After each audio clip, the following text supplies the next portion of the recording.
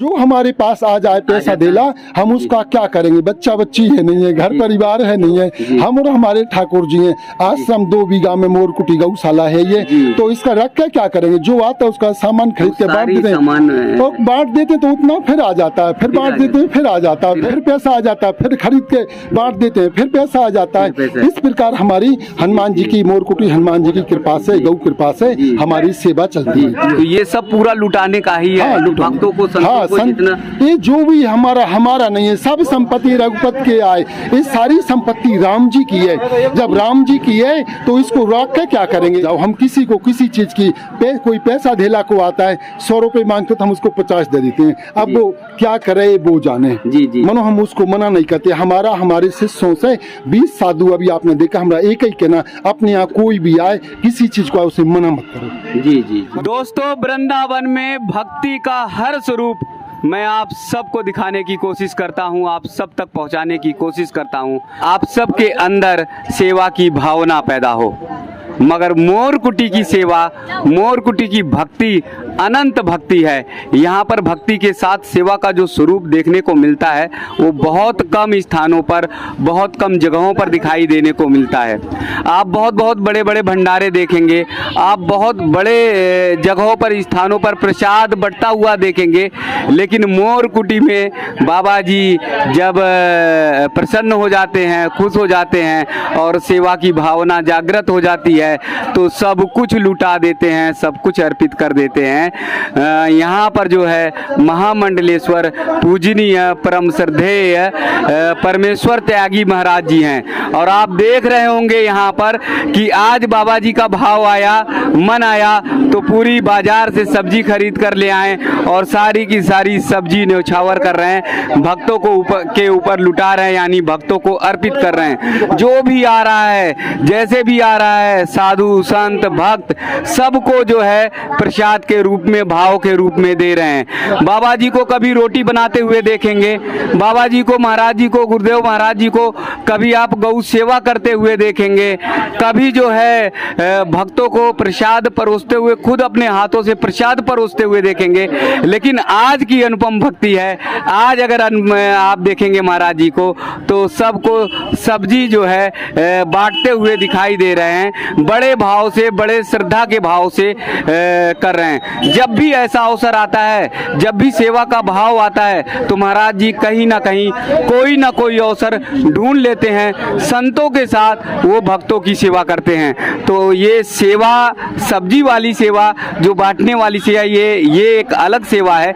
इसके बारे में महाराज जी से बातचीत करेंगे कि महाराज जी आखिर भक्तों को, संतों को, इन सब को बांटने से कैसा भाव आता है और किस तरह से हम सबको भी सेवा करनी चाहिए। महाराज जी बहुत बहुत दंडवत, बहुत बहुत प्रणाम।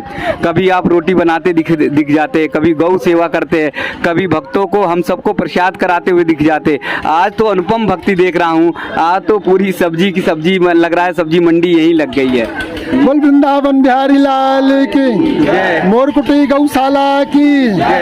आज हम मंडी गए, हमने मंडी में देखा बढ़िया हरी हरी सब्जी है। मिर्च को हमारे संतों में लंका कहा जाता है। लंका है, तोरई है, घिया है, काशी फल है, खीरा है। तो हमने एक ट्रैक्टर ट्राली बुलाया, हमने कही भाई मोरकुटी चलेगा? बोले अरे गुरुजी चलेंगे। हमने क्या पैसा लेगा? बांध के फ्री। तो हमने झट सब्जी खरीद ली। अच्छा, वो फ्री हो गया? हाँ, ट्रैक्टर नहीं, माल का पैसा दिया, ट्रैक्टर फ्री। हाँ, ट्रैक्टर का उसने कुछ पैसा नहीं लिया। हाँ, एक ट्राली भल्ला है और जनता को बढ़ जाएगा, जनता के मुंह में जाएगा। सब्जी एक ऐसी चीज है, कोई बेचेगा नहीं, पेट में खाएगा।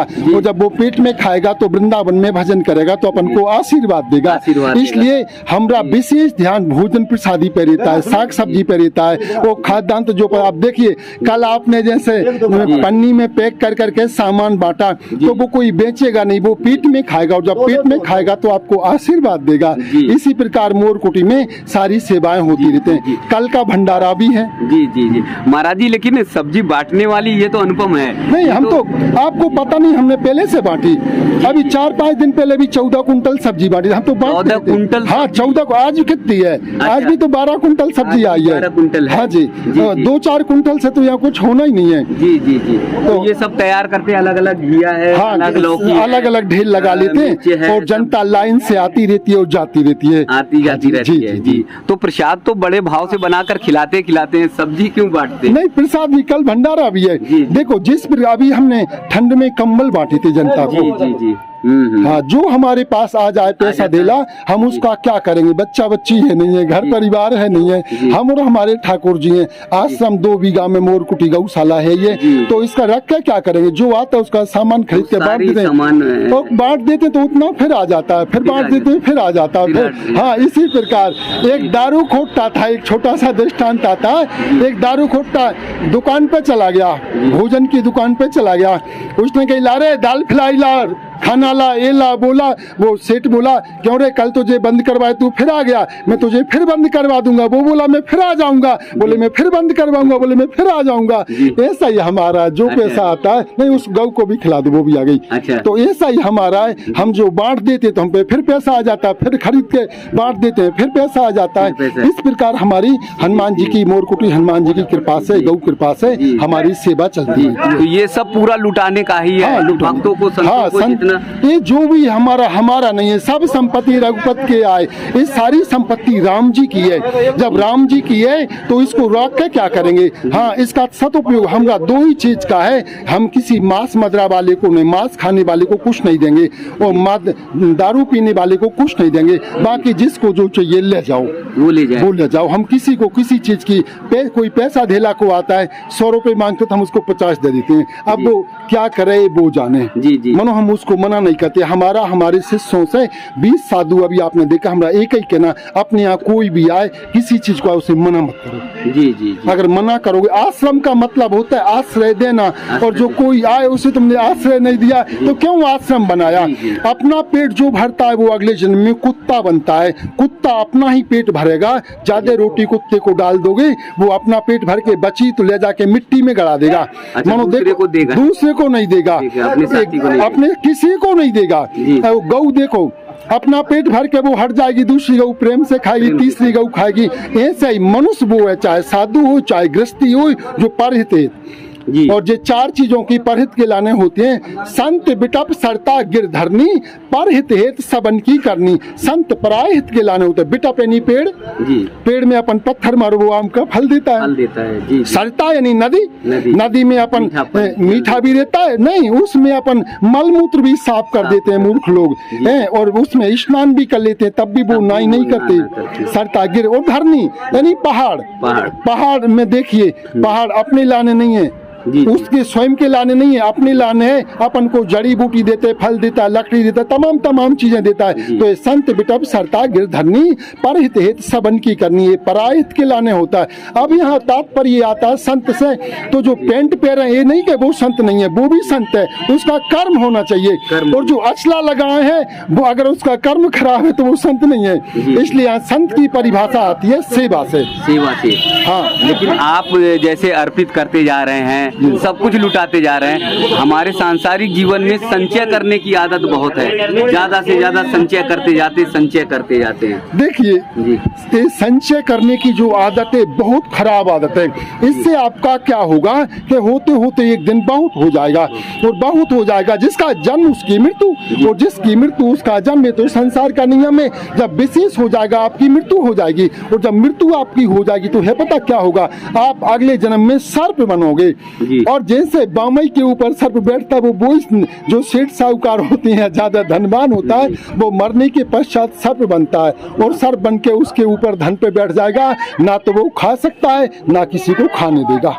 इसलिए धन जो एकत्रित कर रहे हैं, ज्यादा भेला कर रहे हैं, वो लोग मूर्ख हैं। चाहे वो कोई भी हो, XYZ, इससे मेरा तात्पर्य नहीं है। धन उतना तो करना चाहिए कितना जो काम लायक है, अपने परिवार का जीवन पालन हो जाए। मनो पूत सपूत तो क्या धन संचय, और पूत कपूत तो क्या धन संचय। अरे तुम बेटा को संस्कार अच्छे दो, तो यानी धन भेला करने की आवश्यकता नहीं, क्यों? वो खुद ही कर लेगा।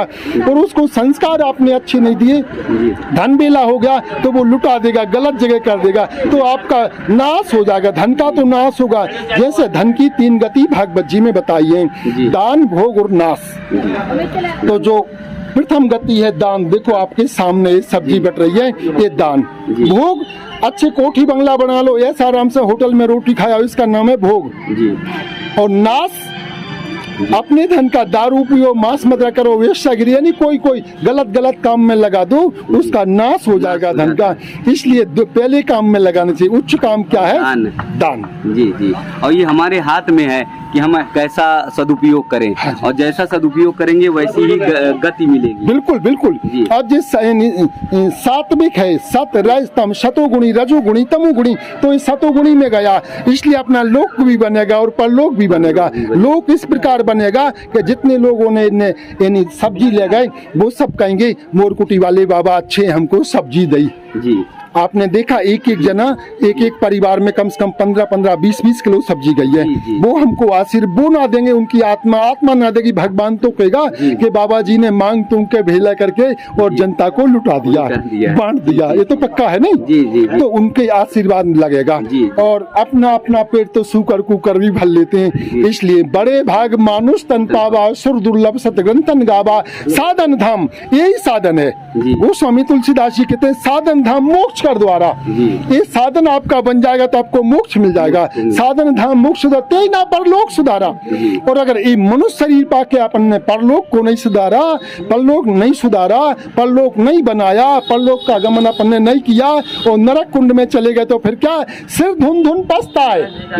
सिर धुन पछता है। हाँ, चौथापन में आदमी खटिया में पड़ा दोनों हाथ सिर में मारता है। मैं कुछ नहीं कर, मैंने कोई नहीं, मेरा सब नाश हो। सिर धुन पछता है। और फिर क्या कहता है?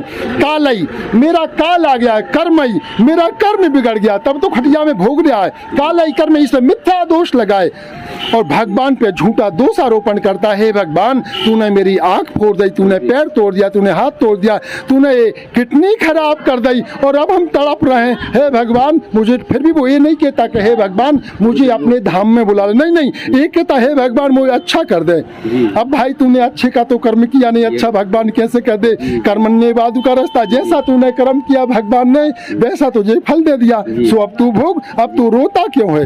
इसलिए जीव को हंसते हंसते दुख हो तो हंस के काटे और सुख हो तो हंस के काटे। देखिए सुदामा चरित्र से हम आपको यही मिलता है कि सुदामा जी पे कितना कष्ट है। सूर्य नारायण के दर्शन करने उनकी पत्नी सुशीला बाहर नहीं जाती थी, वही सूर्य नारायण दिख जाते थे। हमारा भी नियम है, हमारे अस्कर हिंदू समाज का नियम है कि जब तक सूर्य का दर्शन नहीं होते कुछ लोग जल नहीं पीते हैं। जब सूर्य के दर्शन नहीं होंगे तो अन्न नहीं खाएंगे। तो ऐसा होना चाहिए।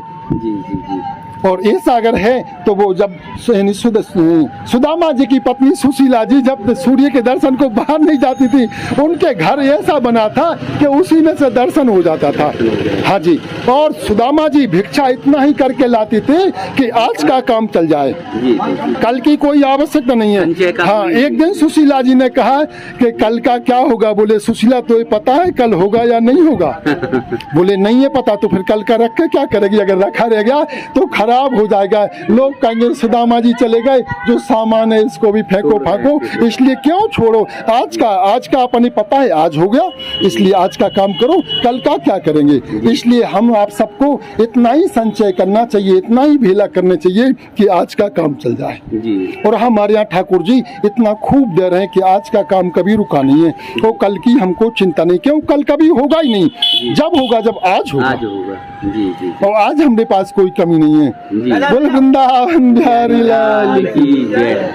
अगर साधु का सार जानना है कि संत कौन होते हैं और उनकी क्या परंपराएं होती हैं, तो मुझे लगता है पूजनीय महामंडलेश्वर परमेश्वर दास त्यागी महाराज जी से बढ़िया कोई उदाहरण नहीं होगा। जब भी मैं मोरकुटी में आता हूं तो देखता हूं हर तरफ सेवा का ही दृश्य दिखाई देता है। पूजनीय महाराज जी चाहे रोटी बना के भक्तों को खिलाते हों, संतों को खिलाते हों, चाहे प्रसाद वितरण करने में जुट जाते हों, चाहे साफ सफाई में लग जाते हों, आश्रम की सफाई में, जबकि महामंडलेश्वर हैं। लेकिन इतना सरल, इतना सहज, इतना सज्जन, इतना निश्चल भाव है जो देखते बनता है और ऐसे लगता है कि जैसे हमारे सखा हैं। ऐसे लगता है भाव से, प्रेम से, आनंद से हम सबको दुलार करते हैं, जैसे लगता है कि हमारे पिता हैं और ऐसा वात्सल प्रेम लुटाते हैं। तो ये अनुपम भक्ति आप सबको पहली बार दिखाई दे रही होगी, पहली बार देख रहे होंगे महाराज जी के साथ में कि जो जो सब्जी पूरी तरह से भक्तों को लुटा रहे हैं। और देखिए ये सब खाली हो गया, अभी थोड़ी देर पहले पूरा भरा हुआ था, लेकिन धीरे धीरे सबको लुटा दिया भक्तों को। और बड़े मन से हमेशा मुस्कुराते रहते हैं, हमेशा प्रसन्नचित्त भाव रहता है, हमेशा आनंद में भाव रहता है। तो आप सब कभी जब भी वृंदावन आइए, परिक्रमा मार्ग पर मोर कुटी जरूर आइए, महाराज जी का दर्शन करिए और समय रहेगा तो प्रसाद भी जरूर ग्रहण करिए। भक्ति और भाव से एक बार आनंद लीजिए। छाछ जरूर पिए, छाछ बट रहा है। और यहाँ पर लगातार छाछ बटता रहता है, ये छाछ महाराज जी बांटते रहते हैं। तो आपको जब भी मौका मिले तो आप जो है छाछ जरूर लीजिए। यहाँ से महाराज जी छाछ की व्यवस्था होती है और प्रतिदिन जो है रहती है। तो भक्तों से मेरा निवेदन है कि भक्त भी आएं और वो सब भी प्रसाद ग्रहण करें, छाछ ग्रहण करें।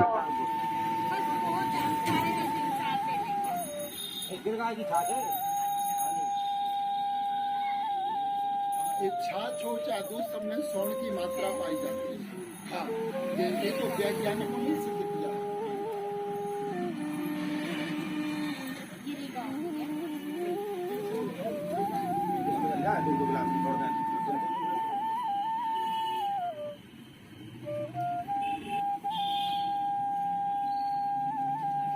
अगर राम रस चाहिए तो राम रस मिल जाए। राम रस की छाछ क्यों बहुत सादा? नमक हाँ, नहीं ये सादा है, नमक वाला नमक दो। ये तो सादा नहीं लगेगी।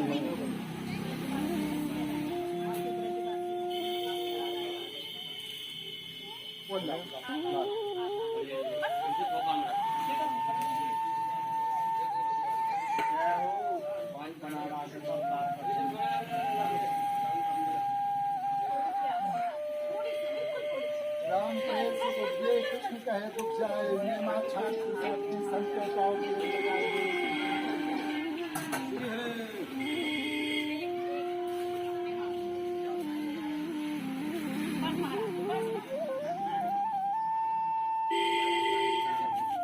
सब लोग कहाँ से पधारे? अरे वाह, वैष्णो देवी तो खूब गए होगे तुम लोग। तो बढ़िया, हम भी एक दो बार।